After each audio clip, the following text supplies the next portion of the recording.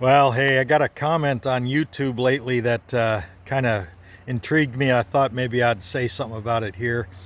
And the comment was that God is just a believable fantasy, a believable fiction, kind of like Bigfoot.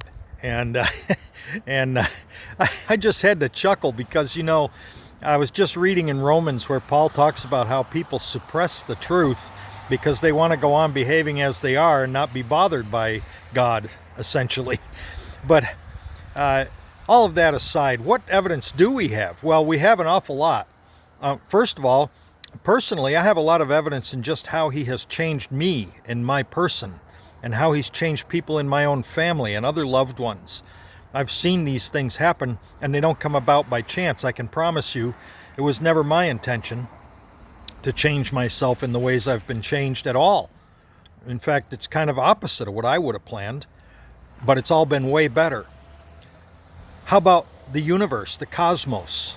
All right, so it's huge. We don't know how big it is. We never can figure it out. There's more and more galaxies all the time. They have stars and planets revolving around them.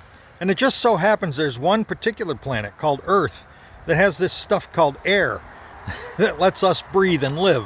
How odd. And then on the molecular level, or the smaller level, we have the cell and all the things that go on in the cell. I was just reading this afternoon about a doctor who was talking about how knowing what went on in a cell and learning all the stuff that was happening inside a cell and how complex it was what helped him to see that God had to be there, because there's just no way this kind of thing could happen otherwise. And how about this one? There is right and wrong, and everybody knows it.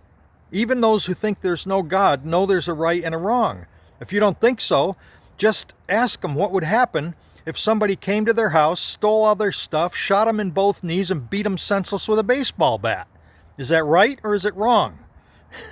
Pretty much, that's wrong.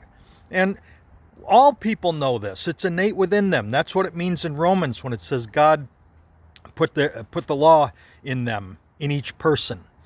And so man is without excuse. Listen, God exists, folks. There's just not a question about that. Let's get it through our heads and get it straight, and let's trust him because he is our creator. Grace and peace to you. So long.